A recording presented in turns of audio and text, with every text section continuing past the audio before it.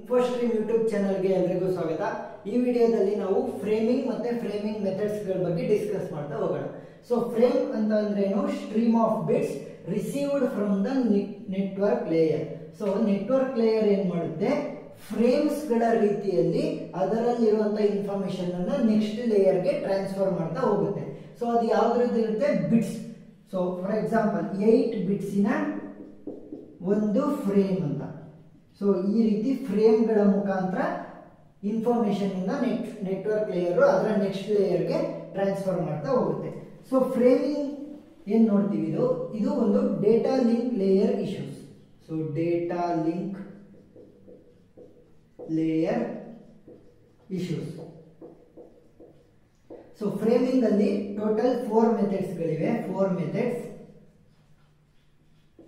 ಮೊದಲನೇದು character count. Next ಎರಡನೇದು ಬಿಟ್ stuffing. ಮೂರನೇದು ಬೈಟ್ ಸ್ಟಫಿಂಗ್.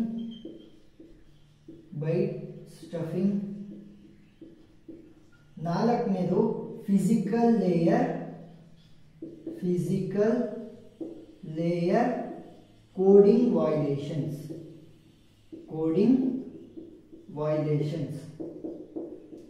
ಇವು 4 ಮೆಥಡ್ಸ್, ಫ್ರೇಮಿಂಗ್ ಮೆಥಡ್ಸ್. ಸೊ ಅದರಲ್ಲಿ ಒಂದೊಂದಾಗಿ ಡಿಸ್ಕಸ್ ಮಾಡ್ತಾ ಹೋಗೋಣ. ಮೊದಲಿಗೆ ಅದು ಕ್ಯಾರೆಕ್ಟರ್ ಕೌಂಟ್. ಕ್ಯಾರೆಕ್ಟರ್ ಕೌಂಟ್ ಅಲ್ಲಿ ಏನಾಗುತ್ತೆ ಅಂತಂದ್ರೆ, ಇಲ್ಲಿ ಒಬ್ಬ ಸೆಂಡರ್ ಇದ್ದಾನೆ ಅಂತ ಅನ್ಕೊಳ್ಳಿ, ಇನ್ನೊಬ್ಬ ರಿಸೀವರ್. ನಾನೇನ್ ಹೇಳಿದೆ, ನಾವು ಕಳಿಸುವಂತ ಇನ್ಫಾರ್ಮೇಶನ್ ಯಾವ ರೀತಿ ಇರುತ್ತೆ? ಬಿಟ್ಸ್ ಗಳ ಫಾರ್ಮ್ ಅಲ್ಲಿ ಇರುತ್ತೆ. ಬಿಟ್ಸ್ ಗಳ ಫಾರ್ಮ್ ಅಲ್ಲಿ ಹಾಗೂ ಫ್ರೇಮ್, ಒಂದು ಇಷ್ಟು ಬಿಟ್ಸ್ ಗಳ ಇಷ್ಟು ಬಿಟ್ಸ್ ಗಳದ್ದು ಒಂದು ಫ್ರೇಮ್ ಅಂತ ಇರುತ್ತೆ. ಎಕ್ಸಾಂಪಲ್, ಇವಾಗ ಸೆಂಡರ್ ಏನ್ ಮಾಡ್ತಾನೆ, ಫ್ರೇಮ್ ಆಫ್ ಬಿಟ್ಸ್ ಗಳನ್ನ ಕಳಿಸ್ತಾ ಹೋಗ್ತಾನೆ ಇನ್ಫಾರ್ಮೇಶನ್ ರೀತಿಯಲ್ಲಿ. ಸೊ ಇದ್ರಲ್ಲಿ ಏನಾಗುತ್ತೆ, 5 ಅಂತ ಇದ್ರೆ ಮೊದಲನೇ ಬಿಟ್ ಏನ್ ಮಾಡುತ್ತೆ, ಅದು ಆ ಫ್ರೇಮ್ ಅಲ್ಲಿ ಎಷ್ಟು ಬಿಟ್ಸ್ ಗಳಿದೆ ಅಂತ ಸ್ಪೆಸಿಫೈ ಮಾಡುತ್ತೆ. ಸೊ 5 ಅಂತ ಇದ್ರೆ 1 2 3 4. ಸೊ ಎಷ್ಟಾಯ್ತು? 1 2 3 4 5. ಮೊದಲನೇದು ಸೇರಿಸ್ಕೊಂಡು 5. ಸೊ ಇದಷ್ಟು ಸೇರಿ ಒಂದು ಫ್ರೇಮ್. ನೆಕ್ಸ್ಟ್ ನೀವು ಯಾವ್ದಾದ್ರು ನಂಬರ್ ತಗೊಳ್ಳಿ, ಇದನ್ನ ಥಿಯರಿಲಿ ಎಕ್ಸ್ಪ್ಲೈನ್ ಮಾಡೋದು ಕೊಡೋದ್ರಿಂದ ನೀವು ಯಾವ್ದಾದ್ರು ನಂಬರ್ ತಗೊಳ್ಳಿ. ಸೊ 8 ಅಂತ ಇದ್ರೆ, ಸೊ ಇದನ್ನು ಇನ್ಕ್ಲೂಡ್ ಮಾಡಿ ಎಷ್ಟು ನಂಬರ್ಸ್, ಎಷ್ಟು ಬಿಟ್ಸ್ ಇರಬೇಕು? 8 ಬಿಟ್ಸ್ ಇರಬೇಕು. 7 6 5 4 3 2 1. ಎಷ್ಟು ಬಿಟ್ಸ್ ಆಯ್ತು? 1 2 3 4 5 6 7 8. ಸೊ 8 ಬಿಟ್ಸ್ ಆಯ್ತು. ಇದು ಅಷ್ಟು ಸೇರಿ ಏನಾಗುತ್ತೆ? ಒಂದು ಫ್ರೇಮ್ ಆಗುತ್ತೆ. ಇದು ಎರಡನೆಯ ಫ್ರೇಮ್. ನೆಕ್ಸ್ಟ್ 4 ಬಿಟ್ಸ್ ಒಂದು ಫ್ರೇಮ್ ಅಂತ ಅನ್ಕೊಳ್ಳಿ. 3 2 1. ಸೊ ಇವಾಗ ಏನಾಯ್ತು? 3 ಬಿಟ್ಸ್ ಗಳನ್ನ ಇವಾಗ ಏನಾಯ್ತು? 3 ಫ್ರೇಮ್ ಗಳನ್ನ ಸೆಂಡರ್ ರಿಸೀವರ್ಗೆ ಕಳಿಸ್ತಾ ಇದ್ದಾನೆ ಅಂತ ಅನ್ಕೊಳ್ಳಿ. ಸೊ ಸೆಂಡರ್ ನ ನೀವೇ ಅನ್ಕೊಳ್ಳಿ, ಇದು ಯುವರ್ ಫ್ರೆಂಡ್. ನೀವು ನಿಮ್ಮ ಫ್ರೆಂಡ್ಗೆ ಒಂದು ವಾಟ್ಸ್ಆಪ್ ಮೆಸೇಜ್ ಜಿಮೇಲ್ ನ ಕಳಿಸ್ತಾ ಇದ್ದೀರಾ. ಯಾವ್ದು ರೀತಿಯಲ್ಲಿ? 3 ಫ್ರೇಮ್ಸ್ ಗಳಾಗಿ ಕಳಿಸ್ತಿದ್ದೀರಾ ಅಂತ ಅನ್ಕೊಳ್ಳಿ. ಆದ್ರೆ ರಿಸೀವರ್ಗೆ ಹೋಗ್ಬೇಕಾದ್ರೆ ಏನಾಗುತ್ತೆ? ಅದು ಗಾರ್ಬೆಲ್ ಆಗುತ್ತೆ. So data will be ಗಾರ್ಬೆಲ್ಡ್.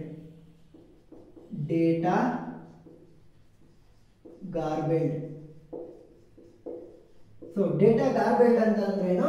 ಇಲ್ಲಿಗೆ ಹೋಗ್ಬೇಕಾದ್ರೆ ಅದರ ಫ್ರೇಮ್ ಸೈಜ್ ಚೇಂಜ್ ಆಗಿರ್ಬೋದು. ಫಾರ್ ಎಕ್ಸಾಂಪಲ್, ಇಲ್ಲಿ 6 ಇರುವಂತ ಫ್ರೇಮ್ ಹೋಗಿರ್ಬೋದು. 5 4 3 2 1. ನೆಕ್ಸ್ಟ್ ಇಲ್ಲೇನಾಗಿರೋದು? ಒಂದೇ ಒಂದು ಬಿಟ್ ಇರುವಂತ ಫ್ರೇಮ್ ಹೋಗಿರ್ಬೋದು. ಸೊ ಇವಾಗ ಏನಾಯ್ತು? ಇದು ಒಂದು ಫ್ರೇಮ್ ಆಯ್ತು, ಇದು 2 ಫ್ರೇಮ್ ಆಯ್ತು. ನೆಕ್ಸ್ಟ್ 4 ಇರುವಂತ ಒಂದು ಫ್ರೇಮ್ ಹೋಗಿರ್ಬೋದು. 3 2 1. ನೆಕ್ಸ್ಟ್ 5 ಇರುವಂತ ಫ್ರೇಮ್ ಹೋಗಿರ್ಬೋದು. 5 4 3 2 1. ಇವಾಗ ಏನಾಯ್ತು? ನೀವು ಕಳಿಸಿದ್ದಂತ ಫ್ರೇಮ್ಗಳೆಷ್ಟು? 1 2 3. 3 ಫ್ರೇಮ್ ಅಲ್ಲಿ ನೀವು ನಿಮ್ಮ ಇನ್ಫಾರ್ಮೇಶನ್ ಅನ್ನ ಕಳಿಸಿದ್ರಿ ರಿಸೀವರ್ಗೆ. ಆದ್ರೆ ಏನಾಗಿದೆ? ಇದು 4 ಫ್ರೇಮ್ ಆಗಿದೆ. ಅಂದ್ರೆ ಏನಾಯ್ತು? ಡಾಟಾ ಗಾರ್ಬೆಲ್ ಆಯ್ತು. ಡಾಟಾ ಗಾರ್ಬಲಿಂಗ್ ಆಯ್ತಲ್ವಾ? ಇದು ಏನಕ್ಕಾಯ್ತು ಅಂತಂದ್ರೆ, due to transmission error. So transmission ನೋಡಿ, ಏನು ಸೆಂಡರ್ ಇಂದ ರಿಸೀವರ್ಗೆ ಟ್ರಾನ್ಸ್ಮಿಟ್ ಆಗ್ಬೇಕಾದ್ರೆ ಎರರ್ ಆಯ್ತು. ಸೊ ಎರರ್ ಆಗಿದ್ರಿಂದ ಏನಾಯ್ತು? ಡೇಟಾ ಗಾರ್ಬೆಲಿಂಗ್ ಆಯ್ತು. ಸೊ ಅಂದ್ರೆ ಡೇಟಾ ಒಳಗಡೆ ಯಾವ್ಯಾವುದು ಬೇಕಾದ ಇರುವಂತಹ ಡೇಟಾ ಕೂಡ ಬಂದು ಸೇರ್ಕೊಂಡಾಯ್ತು. ಇವಾಗ ಸೊ ಇದರಿಂದ ಏನಾಗುತ್ತೆ? ಇದರಿಂದ ಸಿಂಕ್ರೊನೈಸೇಷನ್ ಸಿಗಲ್ಲ. No synchronization. therefore receiver cannot determine the data or the information.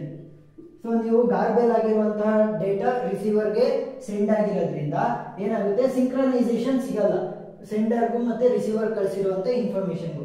ಅವಾಗ ಏನಾಗುತ್ತೆ, ರಿಸೀವರ್ ಡಿಟರ್ಮೈನ್ ಮಾಡೋದಕ್ಕಾಗಲ್ಲ ಡೇಟಾ ಅಥವಾ ಇನ್ಫಾರ್ಮೇಶನ್ ಅನ್ನ. ಎರಡನೇ ಮೆಥಡ್ ಅನ್ನ ಡಿಸ್ಕಸ್ ಮಾಡೋಣ. ಯಾವುದು?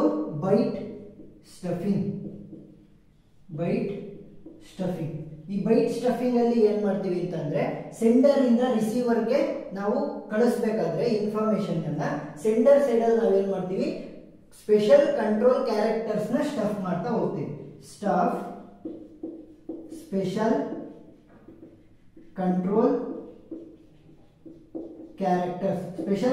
ಕ್ಯಾರೆಕ್ಟರ್ಸ್ ನ ಸೆಂಡರ್ ಸೈಡ್ ಇಂದ ಸ್ಟಫ್ ಮಾಡಿ ಕಳಿಸ್ತೀವಿ. ಸೊ ರಿಸೀವರ್ ಸೈಡ್ ಅಲ್ಲಿ ಏನ್ ಮಾಡುತ್ತೆ, ಅದನ್ನ ಡಿಕೋಡ್ ಮಾಡಿಬಿಟ್ಟು ನಾವು ಕಳಿಸಿರುವಂತಹ ಸ್ಪೆಷಲ್ ಕ್ಯಾರೆಕ್ಟರ್ಸ್ ನ ತೆಗೆದು ಅದು ರೀಡ್ ಮಾಡುತ್ತೆ. ಅವಾಗ ಏನಾಗುತ್ತೆ, ಎಫಿಷಿಯೆಂಟ್ ಆಗಿ ಡೇಟಾ ಟ್ರಾನ್ಸ್ಮಿಷನ್ ನಡೀತಾ ಹೋಗುತ್ತೆ. ಹೇಗೆ ಅಂತಂದ್ರೆ ಎಕ್ಸಾಂಪಲ್ ನೋಡೋಣ. ಇವಾಗ ಸೆಂಡರ್ ಸೈಡ್ ಅಂತ ತಿಳ್ಕೊಳ್ಳಿ ಇದನ್ನ. Sender side. ನೆಕ್ಸ್ಟ್ ಇದು receiver side. So sender side ಅಲ್ಲಿ ಇರುವಂತಹ ಡಾಟಾ ಅಲ್ಲಿ ಎ, ಎಸ್ಕೇಪ್, ಬಿ ಈ ತರ ಇದ್ರೆ ಏನ್ ಮಾಡುತ್ತೆ, ರಿಸೀವರ್ ಸೈಡ್ ಅಲ್ಲಿ ಹೇಗೆ ರಿಸೀವ್ ಆಗುತ್ತೆ, ರಿಸೀವರ್ಗೆ ಎ, ನಮ್ಮ ಸ್ಪೆಷಲ್ ಕ್ಯಾರೆಕ್ಟರ್ ಮುಂದೆ ಇನ್ನೊಂದು ಸ್ಪೆಷಲ್ ಕ್ಯಾರೆಕ್ಟರ್ ಬರುತ್ತೆ, ಎಸ್ಕೇಪ್ ಮತ್ತೆ ಬಿ. ಆಡ್ ಮಾಡಿರುವಂತ ಸ್ಟಫ್ ಮಾಡಿರುವಂತ ಸ್ಪೆಷಲ್ ಕ್ಯಾರೆಕ್ಟರ್ ಯಾವುದು, ಎಸ್ಕೇಪ್. ಇನ್ನು ಉಳಿದಿರುವಂತದ್ದು ಸೇಮ್ ಇರುತ್ತೆ. ಸೊ ರಿಸೀವರ್ ರೀಡ್ ಮಾಡ್ಬೇಕಾದ್ರೆ ಏನ್ ಮಾಡ್ತದೆ, ಈ ಎಸ್ಕೇಪ್ ಅನ್ನ ತೆಗೆದ್ಬಿಟ್ಟು ಇನ್ನು ಉಳಿದಿರುವಂತದನ್ನ ರೀಡ್ ಮಾಡ್ತಾ ಹೋಗುತ್ತೆ. ಇದರಿಂದ ಏನಾಗುತ್ತೆ ಅಂದ್ರೆ ಡೇಟಾ ಗಾರ್ಬೇಲಿಂಗ್ ಯಾವ್ದು ಫಸ್ಟ್ ಮೆಥಡ್ ಅಲ್ಲಿ ಆಗ್ತಿತ್ತಲ್ಲ ಅದು ಇದರಲ್ಲಿ ಆಗ್ತಾ ಹೋಗಲ್ಲ. ಒಂದು ಎಕ್ಸಾಂಪಲ್ ನೋಡೋಣ. So A flag special characters ನ ಯೂಸ್ ಮಾಡಬೇಕು. ಸೊ ಎಸ್ಕೇಪ್ ಸ್ಪೆಷಲ್ ಕ್ಯಾರೆಕ್ಟರ್ಸ್ ನ ಏನಕ್ಕೆ ಯೂಸ್ ಮಾಡ್ತಾ ಇದೀವಿ, ಡೇಟಾ ಗಾರ್ಬೇಲಿಂಗ್ ನ ಕಂಟ್ರೋಲ್ ಮಾಡೋದಕ್ಕೋಸ್ಕರ. ಬಿ, ಸೊ ಈ ರೀತಿ ಇದ್ದಾಗ ಏನಾಗುತ್ತೆ, ಎನ ಹಾಗೆ ಬರೆಯುತ್ತೆ, ಸ್ಪೆಷಲ್ ಕ್ಯಾರೆಕ್ಟರ್ ಮುಂದೆ ಇನ್ನೊಂದು ಸ್ಪೆಷಲ್ ಕ್ಯಾರೆಕ್ಟರ್ ನ ಆಡ್ ಮಾಡ್ತಾ ಹೋಗುತ್ತೆ. ಇನ್ನೊಂದು ಯಾವುದು, ಎಸ್ಕೇಪ್ ನ ಆಡ್ ಮಾಡ್ತು ಅಂತ ಅನ್ಕೊಳ್ಳಿ. ಎಸ್ಕೇಪ್, ಫ್ಲಾಗ್, ಮತ್ತೆ ಇನ್ನೊಂದು ಸ್ಪೆಷಲ್ ಕ್ಯಾರೆಕ್ಟರ್ ಇದೆ, ಅದು ಎಸ್ಕೇಪ್. ಸೊ ಎಸ್ಕೇಪ್ ಮತ್ತೆ ಇನ್ನ ಎಸ್ಕೇಪ್ ಮತ್ತೆ ಬಿ. ಸೊ ಯಾವ ಎರಡನ್ನ ಸ್ಟಫ್ ಮಾಡ್ತು, 1 2, ಈ ಎರಡು ಸ್ಪೆಷಲ್ ಕ್ಯಾರೆಕ್ಟರ್ಸ್ ನ ಸ್ಟಫ್ ಮಾಡಿ ರಿಸೀವರ್ ಸೈಡ್ ಗೆ ಕಳಿಸ್ತು. ಸೊ ರಿಸೀವರ್ ಏನ್ ಮಾಡ್ತಾರೆ, ಈ ಎರಡು ಸ್ಪೆಷಲ್ ಕ್ಯಾರೆಕ್ಟರ್ಸ್ ನ ತೆಗೆದುಬಿಟ್ಟು ಉಳಿದಿರುವಂತ ಡೇಟಾನ ರೀಡ್ ಮಾಡ್ತಾರೆ. ಅವಾಗ ಏನಾಯ್ತು, ಡೇಟಾ ಟ್ರಾನ್ಸ್ಮಿಷನ್ ಈಸಿಯಾಗಿ ಆಗುತ್ತೆ. ನೆಕ್ಸ್ಟ್ ಮೂರನೇ ಮೆಥಡ್ ಅನ್ನು ಡಿಸ್ಕಸ್ ಮಾಡ್ತಾ ಹೋಗೋಣ. ಮೂರನೇ ಮೆಥಡ್ ಯಾವುದು, ಬಿಟ್ ಸ್ಟಫಿಂಗ್. ಬಿಟ್ ಸ್ಟಫಿಂಗ್ ಅಲ್ಲಿ ಏನಾಗುತ್ತೆ ಅಂತಂದ್ರೆ, ನೀವು ಫ್ರೇಮ್ಸ್ ಆಫ್ ಬಿಟ್ಸ್ ಗಳನ್ನ ನೀವು ಕಳಿಸ್ತಿದ್ದೀರಾ ಅಂತ ಅನ್ಕೊಳ್ಳಿ. ಫ್ರೇಮ್ ಅಲ್ಲಿ ಬಿಟ್ಸ್ ನ ಕಳಿಸ್ತಾ ಇದ್ದೀರಾ ಸೆಂಡರ್ ಸೈಡ್ ಇಂದ ರಿಸೀವರ್ ಸೈಡ್ ಗೆ. ಸೊ ಅವಾಗ ಏನಾಗುತ್ತೆ, ಗಾರ್ಬೇಲ್ ಆಗುತ್ತೆ ಅಲ್ವಾ, ಅಂದ್ರೆ ಡೇಟಾ ಟ್ರಾನ್ಸ್ಮಿಷನ್ ಆಗ್ಬೇಕಾದ್ರೆ ಗಾರ್ಬೇಲ್ ಆಗುತ್ತೆ.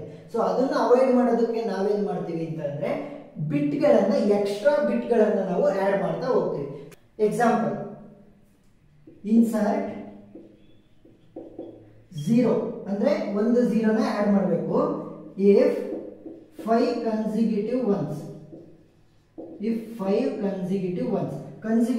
ಇದ್ರೆ ಏನ್ ಮಾಡಬೇಕು, ಇನ್ಸರ್ಟ್ 0 ಅಂತ ನಾವು ಫಸ್ಟ್ ಗೆ ಹೇಳಿದೀವಿ ಬಿಟ್ ಸ್ಟಫಿಂಗ್ ಅಲ್ಲಿ. ಇದೇನಾಗಿರುತ್ತೆ, ನಮ್ಮ ಸೆಂಡರ್ಗೂ ಕೂಡ ಅದು ಗೊತ್ತಿರುತ್ತೆ ಮತ್ತೆ ರಿಸೀವರ್ಗೂ ಕೂಡ ನಾವು ಎಲ್ಲಿ ಬಿಟ್ ನ ಸ್ಟಫ್ ಮಾಡ್ತಾ ಇದೀವಿ ಅಂತ ಗೊತ್ತಿರುತ್ತೆ. ಏನ್ ಬಿಟ್ ಸ್ಟಫ್ ಮಾಡ್ತಾ ಇದೀವಿ, 5 consecutive ones ಇದ್ರೆ 0 ನ ಸ್ಟಫ್ ಮಾಡ್ತಿದೀವಿ ಅಂತ ರಿಸೀವರ್ಗೂ ಗೊತ್ತಿರುತ್ತೆ. ಸೊ ಅವಾಗ ಏನ್ ಮಾಡುತ್ತೆ, ರಿಸೀವರ್ ಅದನ್ನ ಡಿಕೋಡ್ ಮಾಡಿಬಿಟ್ಟು ಆ 0 ನ ತೆಗೆದ್ಬಿಟ್ಟು ಡಿಕೋಡ್ ಮಾಡಿ ಡಾಟಾ ಟ್ರಾನ್ಸ್ಮಿಷನ್ ನಲ್ಲಿ ಯಾವ ಇನ್ಫಾರ್ಮೇಶನ್ ಬಂದಿದೆ ಅದನ್ನ ತಗೊಂತಾ ಹೋಗ್ತದೆ.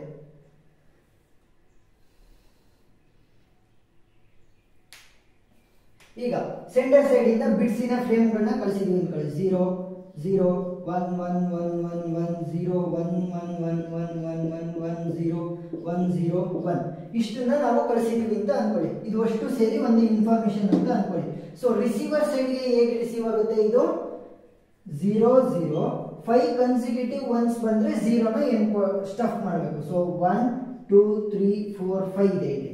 1 2 3 4 5. ಸೊ 5 ಒನ್ಸ್ ಕನ್ಸಿಕ್ಯೂಟಿವ್ ಒನ್ಸ್ ಬಂದ ಮೇಲೆ ಏನಾಗುತ್ತೆ, ಒಂದು 0 ಸ್ಟಫ್ ಆಗುತ್ತೆ. ಇದು ಮೊದಲನೇ ಬೈಟ್ ಸ್ಟಫ್ ಆಯಿತು. ನೆಕ್ಸ್ಟ್ ಎಷ್ಟಿದೆ, 1 2 3 4 5. 5 ಒನ್ಸ್ ನ ಬರೀಬೇಕು, 1 2 3 4 5. ಸೊ 5 ಒನ್ಸ್ ಆದ್ಮೇಲೆ ಮತ್ತೆ ಇಲ್ಲಿ ಒಂದು 0 ನ ಸ್ಟಫ್ ಆಗುತ್ತೆ.